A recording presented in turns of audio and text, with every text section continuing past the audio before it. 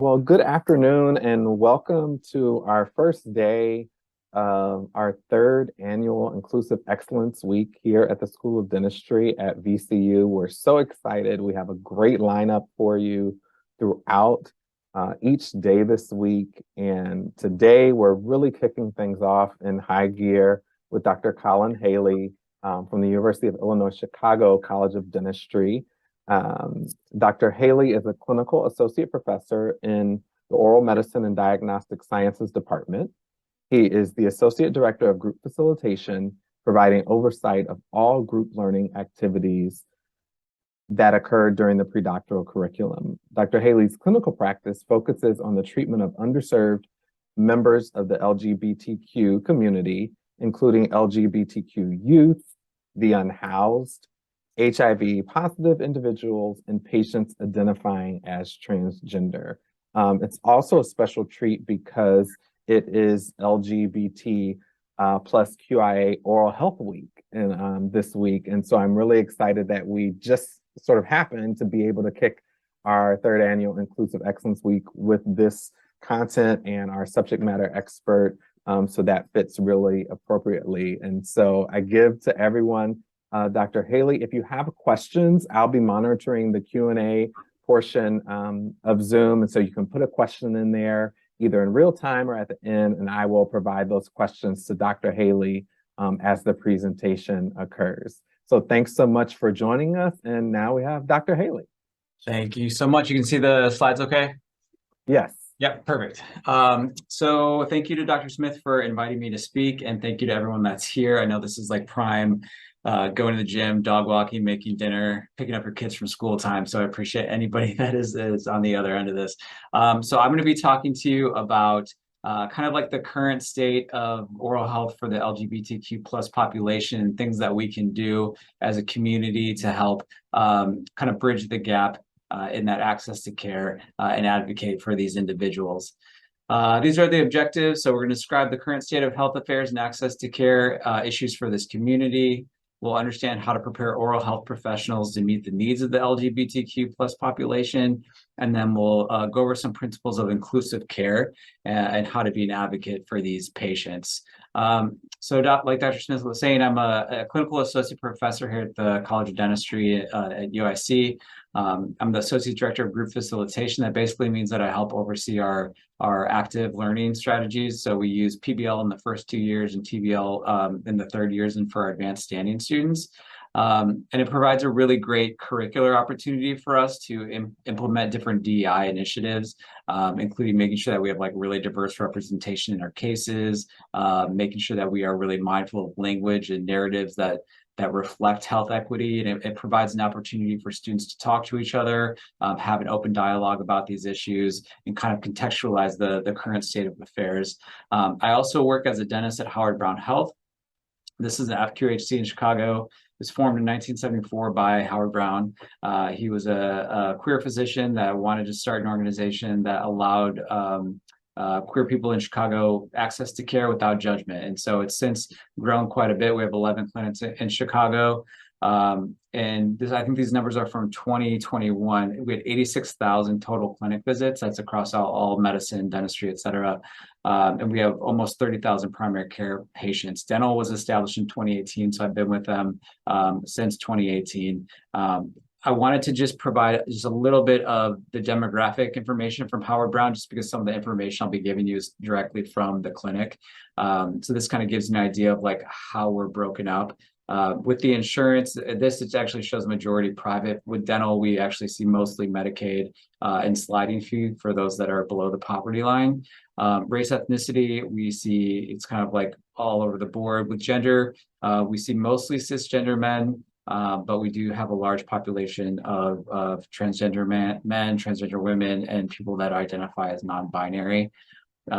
Overwhelmingly, our population is gay or bisexual, but we do see heterosexual people as well. Age is kind of all over the place, and about 16% of our patients are living with HIV.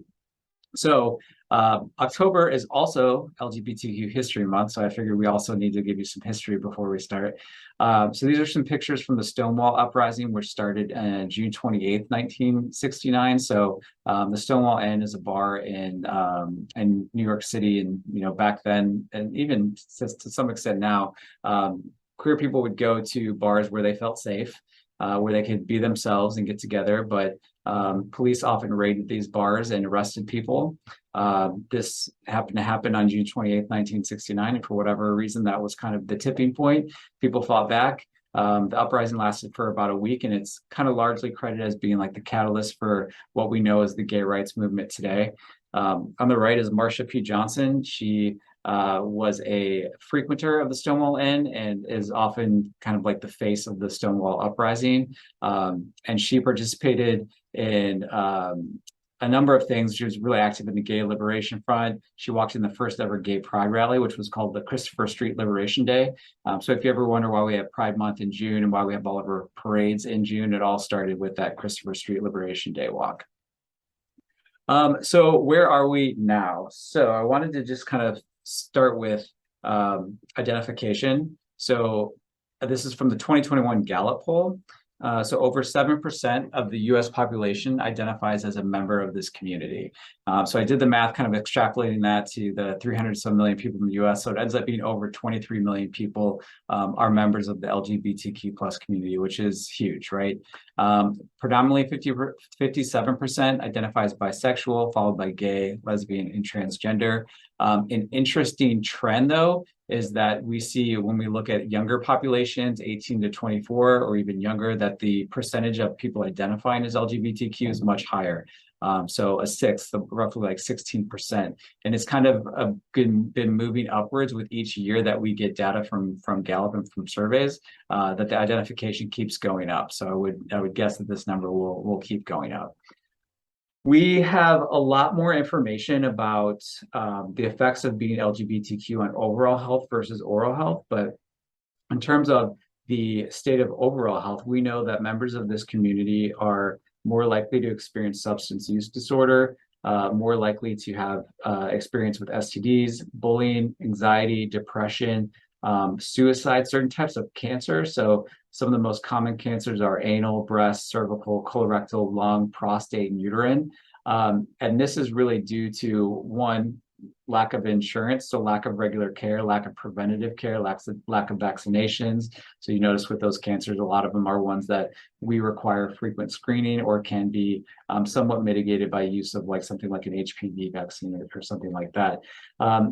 People that are LGBTQ plus, a part of that community, tend to have less health insurance and experience fewer regular checkups, both one probably due to that lack of health insurance, but also due to histories of stigma and discrimination, which we'll get into a little bit later. And that health insurance aspect is important, especially for any of our patients that are under 26, because a lot of that is due to family estrangement. So they're no longer able to be on their parents' plan because maybe they've been kicked out of the house, and a lot of our patients are living on the streets or have they're unhoused or in transition places. So the regular health insurance is just not something that they have access to. You'll notice with the overall health, a lot of these things are associated with trauma, right? So people are bullied, have a history of family estrangement, they have a history of physical abuse or sexual abuse. So all of those things that they're more likely to experience are from those traumatic life experiences. The state of overall health, we do not have a ton of information about this. This is definitely something that people are working on. We need more research. Some of the studies that we do have, so one, there was a study that kind of looked at the oral health of homosexual and bisexual individuals. It was a pretty small sample size. They were more likely to report their oral health as poor. The clinical index didn't really see a huge difference, but it was a very small sample size and kind of homogeneous in nature. There's a study about transgender individuals seeking dental care, and one study found that only 10% visited a dentist regularly, and it was due to fear of discrimination. So if you have 90% of a population not having regular dental care, I mean, doesn't take a brainiac to know that the oral health outcomes are going to be different, right? So this is where we want to target some of our energy in making a more inclusive environment, because a lot of these people just aren't getting regular care at all. There's also some research on gender affirming hormone therapy and how that may affect the oral cavity. The amount of hormones that are given for gender affirmation are different than would be given for like other health conditions. So it's kind of a newer thing that we have to get more research on. But for our patients that are female to male and are taking testosterone, it may cause a decrease in bone density. It could also cause more rapid progression of bone loss and periodontal disease. For our male to female patients that are taking estrogen, may increase inflammation, bleeding, periodontal disease. And then stress, this is for any marginalized group. You're going to have higher levels of stress. You're going to have higher levels of cortisol. At least in the oral cavity, it's been linked to a higher risk of periodontal disease. It has a number of other effects, high levels of stress on your physiologic condition. But at least as far as the oral cavity is concerned, we do see a link in periodontal disease. So what are some provider-specific barriers to care? These kind of overlap, but stigma. So patients having this anticipation that they're going to be discriminated against, or they've had bad experiences and they've been discriminated against, so they completely avoid care. Or assumptions. We had a patient that was a regular patient of ours, is a regular patient of ours, who was on vacation and went to an urgent care because he had a really bad sore throat. Like he said, it was feeling like he was like swallowing glass, and he was COVID negative. And the differential diagnosis, apparently, based off of what he was tested for, was an acute HIV infection or some other STI of the throat. In reality, the diagnosis ended up being strep throat, but you can see how those assumptions might affect care. I mean, those were needless tests that probably didn't need to be run, and that individual left kind of traumatized, and certainly is not going to go back to that clinic, which luckily he was just on vacation, so he doesn't need to. But those are the kind of assumptions that can really affect the care that people get. Discrimination, so 57% have been subject to slurs, 53% other offensive comments. This does go both ways. Myself as a provider, I remember very early in my career being called a faggot by a patient. So these are language matters. We have to be respectful of each other, and we have to teach our dental students how to do that properly. Lack of sensitivity, having dismissed concerns, not feeling like you get taken care of. Lack of knowledge, limited awareness of community needs, and non-inclusive climate. So we're going to talk a little bit how to create an inclusive climate for your dental office and for dental education in general. So this is the trend of LGBTQ plus in the US. I put this for US racial and ethnic groups. So you can see that the trend is similar regardless of your race, ethnicity. Okay, this is important because the LGBTQ community is gigantic, it's huge, it's diverse, and our experiences are not the same. So we have to recognize that there are some differences. I know people I'm sure that are on this call are familiar with the term intersectionality. One of the definitions refers to the convergence of multiple systems of oppression that together underlie the ways that individuals interact with the world around them and how they are treated by others. So just think about how do you see yourself? How does the world see you? How does that affect your experiences? These are questions that we ask our students to answer so that they have a better idea of who they are and how other people might see them, so that they can have a better appreciation of other people's experiences as well. Like I said, the LGBTQ community is huge. Different races, ethnicities, nationalities, ages, levels of ableness or age. And the fact of the matter is we do not have the same ability to access care. My ability to access care is vastly different than many of my patients who identify as transgender or are Black. Like there are people that really seriously have very huge issues accessing regular care. And it's important for us to do what we can to help make a difference and allow them to feel comfortable coming to see us. This is from, so Howard Brown does a lot of different research, focus groups, studies on demographic information and health outcomes for our patient population. This is a statement from an article that was published a couple of years ago. This is 2021. I'm just going to read this because I think it's really important. Transgender and non-binary people experience striking inequities in health and healthcare.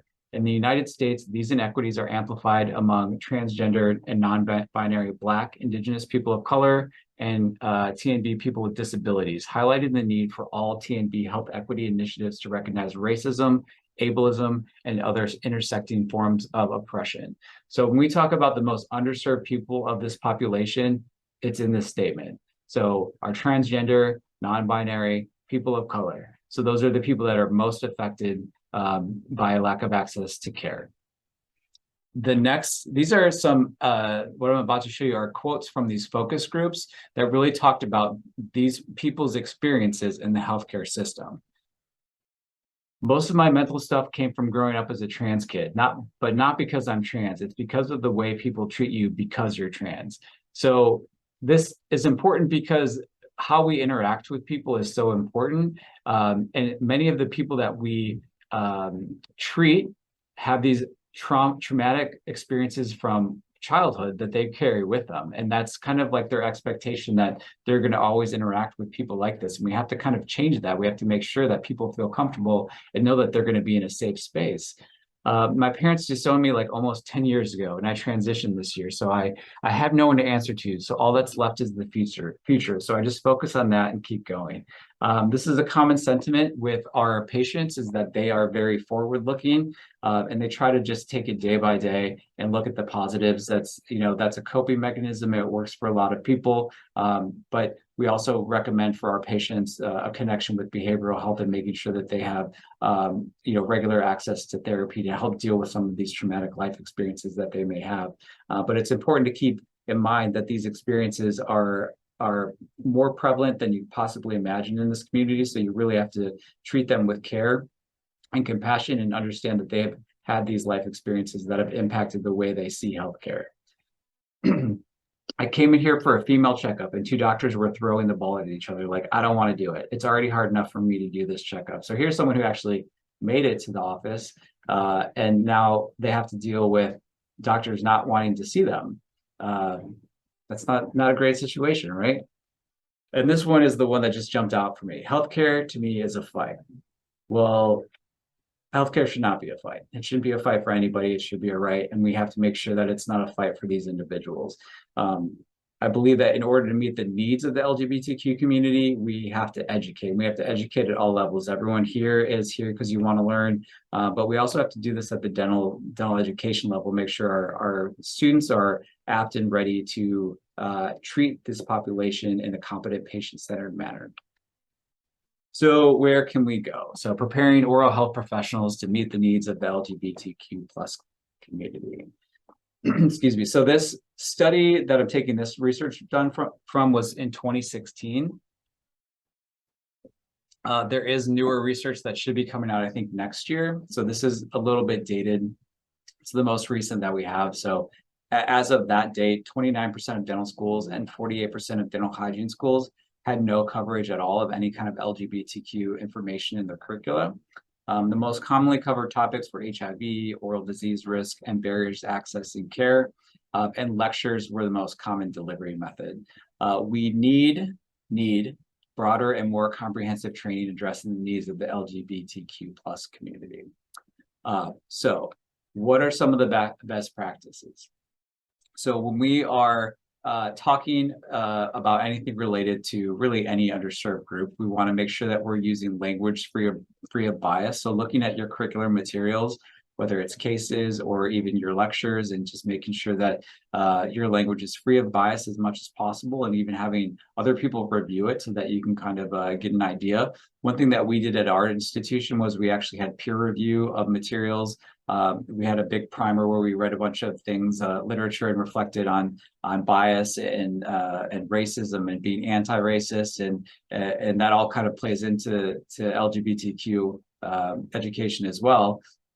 And we basically peer reviewed each other's materials just to kind of identify things, because sometimes you look at things so much that it's just hard, you don't necessarily see it. So that was something that was really helpful for all of us as course directors here, to try to identify some things that might come across differently to different individuals. Try to avoid stereotypes, use inclusive images representative of patient diversity, avoid pathologizing. There's nothing wrong with being transgender. It is not a disease. they're human beings and that's how they want to be treated. Support and equity focused narrative, context matters. So even though we have, if we might have patients that are transgender that are more likely to experience substance use disorder or have STIs, well, it's not because of them being transgender, it's because of their experience being transgender and being discriminated against. So they have all of this trauma, and we have to recognize that coping with trauma comes in a lot of different ways, including substance use disorder. So contextualizing that for our students to understand, why are people experiencing this, or why are they more likely to experience this? You have to understand the life circumstances, and you have to understand kind of like the social and structural determinants of health and how that interplays with intersectionality. So if somebody is transgender and they are Black, they have all of these systems of oppression that are kind of affecting their ability to receive appropriate health, which affects their health outcomes. These are the kind of contexts and narratives that we need to make sure that we're able to supply to our students so they have an understanding of why things are the way they are and potentially how things can change as well. So the JDE published a DER, a journal special issue last, I think it was in September. Myself and a couple colleagues wrote for that article, or for that issue, and we wrote about LGBTQ issues in general education, kind of where are we and where do we want to go. Our recommendation for LGBTQ plus curriculum content was, at minimum, to include basic terminology, health needs and risks of the community, the impact of discrimination on health, and then how to provide inclusive care. So the terminology, this is kind of a busy slide, but I was trying to find something that couldn't have most everything in one slide, so don't try to read it, you'll get dizzy. But these are kind of the terminologies in addition to sexual orientation and gender identity that we feel like are important at the very baseline that students should understand. They should know the health risks. So what are the risks to behavioral and mental health, certain diseases, cancers, their health needs, how important it is that everybody have a medical and dental home, and what we can do to help make sure that these individuals are able to get there. Preventative care and greater access to care, but kind of with the caveat that you have to understand what are the current barriers. So the lack of insurance, the lack of inclusive providers, and how we can change that. This is not anything I'm an expert on by any means, but I think it's important to understand the impact of discrimination on health. So we talked about the different health effects. So for our LGBTQ plus population, this goes, I think, as well for any underserved group: depression, anxiety, psychological distress, mental illness, the allostatic load burden. So, chronic psychological stress and having a negative influence on overall health. There's the minority stress theory, which is basically just that, you are so primed for being discriminated against and being stigmatized that you're just kind of preparing yourself for that at all times. So your body's in this constant state of anticipation, which kind of also relates to the trauma-related symptomology. And this is kind of along the same lines due to hypervigilance, and it's actually a feature of PTSD, which is something that we see quite a bit in our patients that are transgender. And with the trauma-related symptomology, it's been linked to poor cardiovascular health, poor metabolic health, substance abuse, and sleep disturbances. So I mean, all of this constant stress, this constant hypervigilance, as well as the trauma of discrimination, leads to all these different physiological effects, which obviously negatively affect a person's health outcomes. So in terms of the terminology, the impact of discrimination on health, how do we actually, and how to provide inclusive care, how do we actually deliver that to students? So you remember from the first slide, most of what's been happening right now has just been through lectures. So what we proposed as a group was that we'd like to see things done a little bit more comprehensively. So for the didactics, basic foundational knowledge, terminology, health needs, risks, impacts of health disparities, how to provide inclusive care. This is something that you could deliver perhaps in a presentation setting, or even have some advanced readings for students to do. But ultimately, they really need to try to apply what they've learned. At UIC, it's really easy for us to pivot with that because we have small group discussions with everything that we do, whether it be PBL or team-based learning. But having an opportunity for students to discuss what they've learned as it relates to a case is really great. But it also allows for students to address some individual biases that they may have, some implicit biases. So when they encounter these cases and kind of think about how they would react, it can create a really healthy dialogue and allow for some transformational change on the student's end as they sort of realize how some of the bias that they didn't realize they had might impact their interaction with certain patients. If you are able to incorporate some kind of discussion aspect, I think it's really great to have some kind of formalized reflection capacity before and after, so students can kind of really take the time to think about how those implicit biases may play a role in how they treat patients and what they're going to do with those. How are they going to confront that? And then I think it's really important where possible to have these real world interactions. At UIC, we have students that rotate through our Howard Brown clinic, so it's really easy. We live in a huge urban area, so there's a couple different organizations that focus on treating the needs of LGBTQ patients. I realize that's not always the case, especially if you are in a more rural area. There is evidence in medicine of them utilizing standardized patients in an OSCE. That seems to have had good learning effects. You could, if I don't know if you do communication OSCEs or capstone OSCEs or anything like that, but having kind of a standardized patient where you're maybe dealing with a patient that's identifies as transgender and trying to kind of navigate some of the health complexities that come along with that, but also doing it in a way that is inclusive and where you're using appropriate communication to create an inclusive environment and build rapport with those patients. So how do we actually provide patient-centered care for this community? Well, words matter. So we have to make sure that we're using the right words to build a trusting relationship.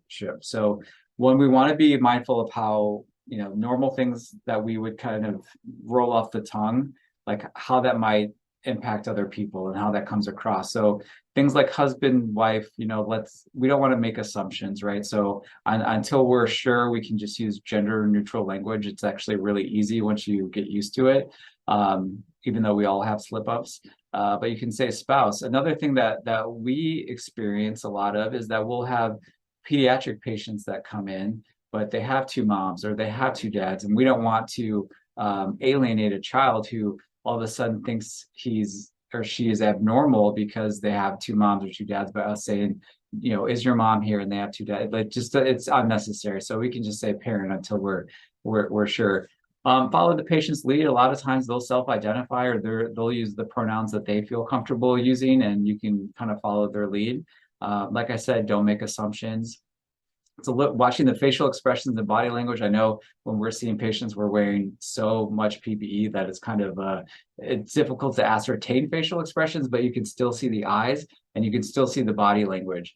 And I will tell you that patients that have a history of being discriminated against are acutely aware of what your eyes are doing. They're acutely aware of what your body is doing. So just making sure that you are paying attention to the patient, but then also paying attention to your language, because it can say a lot without saying anything. So just kind of keep that in mind. I think one of the most important things that we can do is build rapport and trust. These patients will not come back to you if they don't trust you. They will not come back to you if they don't feel like you care. So it is really important to get to know them. It takes a little bit of extra time. And this is actually kind of common sense, right? You should do this with every patient. But one tactic you can do to do this is actually asking open-ended questions. This is a great way for them to volunteer as much information as they want or as little information as they want, but it really gives them an opportunity to tell you about them, which is what you need to provide patient-centered care. You have to know who you're dealing with. What kind of patient is this? What's their history like? How has that affected their oral health or their overall health, or who they are as a person? It's just really important to get to know your patients. This does take some time. Ask and really actively listen. So, just pay attention to what the patient is saying and have an understanding of their background. Patients must feel comfortable being open with providers, so be affirming and supportive of identity. You asking questions about a person shows that you care about them. asking questions about, you know, and we'll get into it a little bit later, but like if you have like a more inclusive intake form that asks for preferred pronouns and preferred names, you're automatically off the bat setting yourself up for success because they know that they're in an office that is supportive of their identity. You're affirming their identity and their ability to seek care in an inclusive way. So that's really important to try to get that message across. One thing to keep in mind, though, is that identity is diverse and it's fluid. It changes over time. Sexual and gender identities can change over time. If you're not sure, just use gender neutral language. Most patients are okay with asking preferences, and I actually think that you asking preferences or asking about them shows that you care, shows that you're an affirming provider. So I feel like most patients actually really appreciate it. We have some patients that will present differently on different days. And we kind of know that ahead of time with conversations that we've had in our specific intake forms. But that it's also important for everybody in your office to know that as well. So everybody's kind of on the same page. We want to make sure that there's consistency in terms of that affirmation and that support and that inclusivity throughout all levels of the office, which really comes down to office education. So I don't know how everyone's office is, but we always set a time once a month for continuing education. Sometimes that CE is clinically based, but sometimes it's more behavioral based or DEI based. And this is time that you should set aside. It should involve every single person in the office, whether it's front staff, assistants, other dentists. And what you should kind of baseline recommendation is that you want to make sure that you're giving your office staff the education, the knowledge that they need to understand the patient population that they're serving. But then you also want to give an opportunity for them to check their own attitudes and beliefs. So anytime we do anything that's really more DEI focused in terms of CE for our office, like I mentioned, like what we do with the students, there's always an aspect of reflection involved so that you can kind of have an idea of like your own thought process, your own bias, your own attitudes, your own beliefs, and then apply it because a lot of this is completely unconscious. And then we also provide some specific skills and behaviors that we think are helpful in making people feel comfortable, a lot of which we're talking about today. And then just making sure you have a commitment to continuous learning. So like I said, we do CE once a month, sometimes clinically, sometimes not, but just making sure that you have that commitment within your office to make sure that you are able to consistently address the needs of a diverse patient population. I mentioned before the inclusive intake forms. This is like the easiest thing you can do, and it basically costs no money. So there's really there's no excuse for it. So I feel like everybody should have intake forms that have the preferred pronouns and the preferred names. This is an easy way for patients to self-identify with no pressure. And like I said before, it shows that this would be a supportive office. Non-discrimination policies. This is something that we display very visibly. So it's like one of the first things that you see when you walk in. It does specifically call out sexual orientation and gender identity. This is something that you could even post on if you're like, on a neighborhood corner, just on your window. It really just does the work for you. Lets people know that this is a safe space. And then you also want to make it easy to use correct language. Everybody's EHR is different. I don't know what the EHR is at VCU, but we're able to make it pop up so that you can, anytime you access the patient's chart, you can see the preferred pronouns and you can sort of see the preferred name. So it makes it really easy because it's always there. So you don't have to kind of, if you're not sure, you just look at the EHR. One thing that we do in every morning is we have huddles. Obviously, we have our schedule scrubbed and we go through the patients and we talk about any specific things that might come up. So we had, like I said, we have a couple patients that present differently on different days, and they actually have different names depending on how they're presenting. So that's something that we talk about so that we make sure that every single person is on the same page. So every interaction that they have, from the time they walk into the front desk staff to the dental assistant to hygiene or to me when I come in, we're all providing a consistency of care that's supportive in nature and affirming of that patient's identity. That makes it so that patient feels comfortable. They now have a regular dental home. They'll keep coming back. We can provide preventative care, and we can make sure that they have optimal health outcomes just like anybody else. Other things that are really easy to do: show support, office displays, even just something as simple as having a little rainbow flag on your front door, your front window, pamphlets. So a lot of dental offices have educational pamphlets, just making sure that those pamphlets are diverse in the representation. We don't want pamphlets that just show white families getting their teeth cleaned or something like that. We want to make sure that they're diverse in nature. Hold each other accountable as goes whether or not you're in a dental office or a dental school.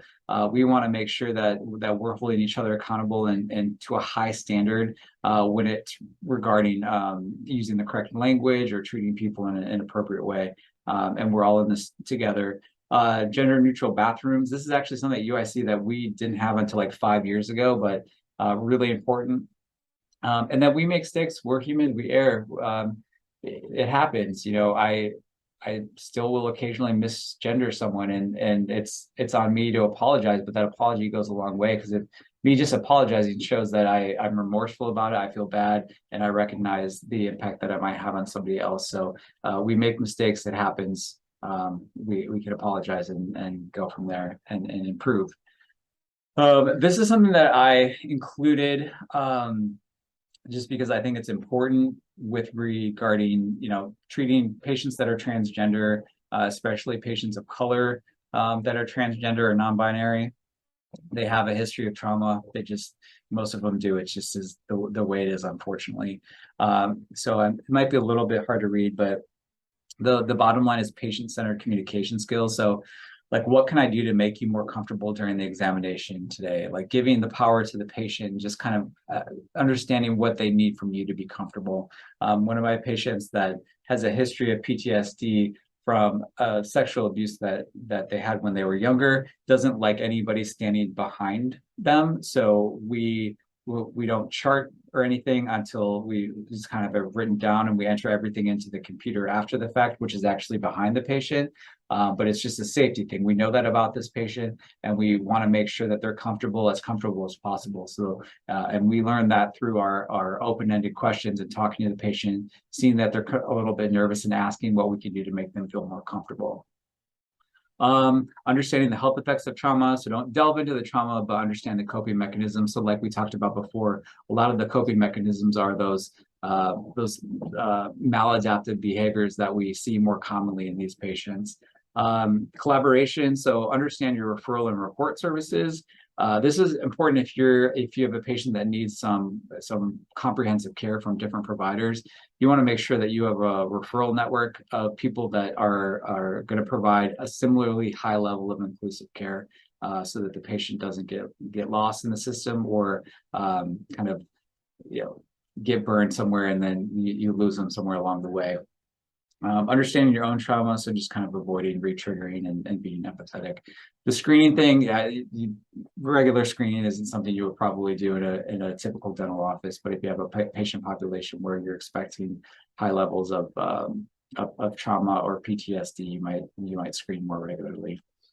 Kind of everything we've talked about really just comes down to person-centered care. I think this applies to anybody regardless of their background, but for patients that have a history of being underserved, I think it's more important. So, empathy, having the capacity to understand how others experience the world, active listening. So that's really directly related to empathy.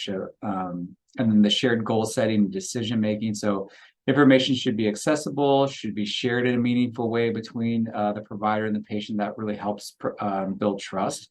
Involvement of friends and family. So I think it is a good idea to have an idea of the support system that's in place for an individual. Some people don't have a big support system, and that might be an opportunity to increase some referral networks, maybe bring in some social workers, et cetera. But just having an idea of what the support system looks like in place. Understanding the individual preferences and needs. So Each member of the LGBTQ community is unique, but and then dialogue based on open-ended reflective questions. This allows the patients to reveal what they would like and provides an opportunity for the doctor to share in their understanding of that if you do some reflective listening along with that active listening. This is kind of a summary of everything. I think that we basically hit on all of this. I guess the only other thing I would add is with the insurance, sometimes you might have a disconnect between what's on the patient's driver's license and how they identify. So just making sure that you provide the information that's needed for the insurance purposes. Sometimes it can get confusing and that can get frustrating for the patient. So just kind of being patient and making sure that you have all the information you need to make sure that you can document that appropriately. I know we're nearing, I guess 5 o'clock here, 6 o'clock there. I guess in summary, I'll just say that we have a long way to go to health equity, just generally, regardless of what community you're involved in the LGBTQ community, specifically as it relates to our transgender, our transgender community and those that are people of color. So, but going back to that quote, healthcare doesn't need to be a fight. We as educators, as clinicians, we can do a lot now to make dentistry more inclusive so that it doesn't have to be a fight and that everybody can get the care that they need. So with that, thank you very much for spending your time here with me on this Monday afternoon. Well, thank you so much, Dr. Haley. That really was fantastic. And I guess I've been doing, work in the inclusive excellence space for quite some time. And I think one of the things that I wouldn't say we necessarily get pushback on, but I think a lot of times people feel like, oh, we're staying at this very ethereal, kind of almost morality type of level. And I really appreciate your inclusion of a lot of great specific tools and equipping us with ways to really include changes in practical things, our intake forms, ways to be an ally, how to propose certain questions, how to communicate. I think all of those are really rich, specific tools that can be helpful as we strive to make our clinical spaces and our educational spaces more inclusive. And so I do, there's no questions in the chat, but if it's okay, I'll probe you a question or two for a minute. I know on one of your slides, you talked specifically about some of the issues that patients face around history of trauma in their lives, and specifically around the effects of bullying and anxiety and depression that shows up. Do you think that also shows up in our clinical education spaces in terms of the training that we're providing for our dentists and hygienists? Could you speak to that a little bit in the actual institutional space, not just the patient side, but where we need to go as educators in making the dental schools more of a welcoming environment, an environment where everyone really does feel like they can belong? Yeah, I think that's super important. So at our school, one thing that we've been really conscious of is that dialogue aspect that I mentioned before. Looking at outcomes is a little bit more difficult in this realm, but we try to have regular opportunities for dialogues for students to learn about themselves and learn about each other. Because I think most of the literature shows that the more you understand somebody's perspective, the more likely you are to get along, the less likely you are to have understanding or misunderstandings. So that's one of the things that we try to do. We do it in orientation, we do it in the first year, we do it in the second year right before they get into clinic. And I think it's been helpful and the students take it very seriously. So that's one aspect of it. I think making sure that everybody is really aware of like what your philosophy is. So we all have to have a humanistic policy and a humanistic environment, right? But do we have it beyond paper? Well, I think part of it is reminding people this is the expectation. And it could be something as simple as like, we have our policy posted on every floor. It's very visible. But then also as faculty members, we have to make sure that we are models of that as well. So it's a lot of different levels. I think you have to have champions at every level. But in terms of the student level, the individual level, I think dialogues are the best way to go, and actually easy to implement. And the rest just kind of goes from there. I think the students take it very seriously, and we've seen some really great impact from them. So yeah, that's awesome. Thank you so much for sharing that with us. Any parting thoughts before we sign off for the evening and let you have the rest of your night?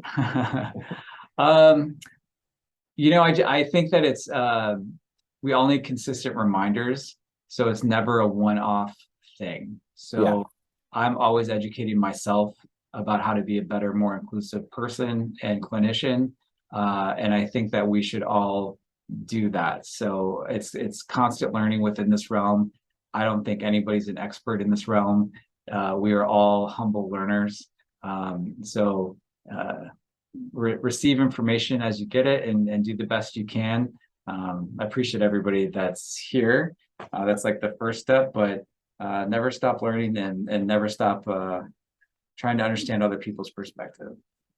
I think that's great. I think particularly as in the dental realm and dental hygiene realm, I think we often purport ourselves to be these lifelong learners, right? We talk about that almost ad nauseum in terms of clinical proficiency.